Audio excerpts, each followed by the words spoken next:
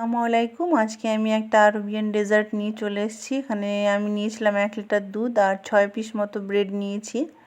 তো ব্রেডের সাইডগুলো কেটে নিয়েছিলাম, আলাদা করে রেখেছিলাম। আর এই দুধটা 1 লিটার দুধ আমি প্রায় জাল করে 250 মতো করে নিয়েছিলাম। আর এখানে চিনি দিয়েছি 3 চামচ। এখানে চিনিটা ক্যারামেল করে দেওয়া যেত, কিন্তু আমি দুধের ফ্রেশ কালারটা রাখার জন্য, তাহলে দেখতে ভালো লাগে, ওই জন্য ক্যারামেল করিনি। তো দুধে আমি আর একটা জিনিস দিয়েছিলাম, সেটা হচ্ছে ওই যে চামচ দিয়ে চিনি দিলাম সেই চামচের 1 চামচ চালের গুঁড়ো। আর দুধটা এইরকম ঘনত্ব হয়েছে, সে অবস্থায় আমি গ্যাসের চুলাটা অফ করে দিয়েছি। এবার দুধটা উষ্ণ গরম হলে তখন আমি সেটা সেট করব।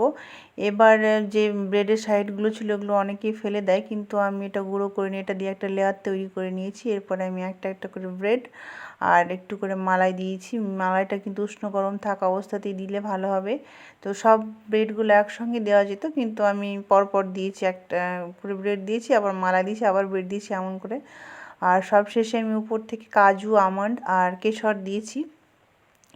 তারপরে আবার একটু মালাই দিয়ে দিয়েছি যেন কেশরের কালারটা বেরিয়ে আসে, সেই জন্য। তারপরে এটা আমি প্রায় 1 ঘন্টা মতো ফ্রিজে সেট হতে দিয়েছিলাম।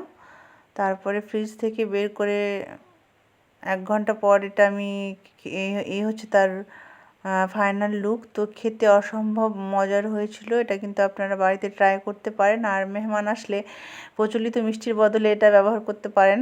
খুবই সুন্দর মজা খেতে, দেখতে যেমন মজা, খেতেও সুন্দর হয়েছে। আসসালামু আলাইকুম।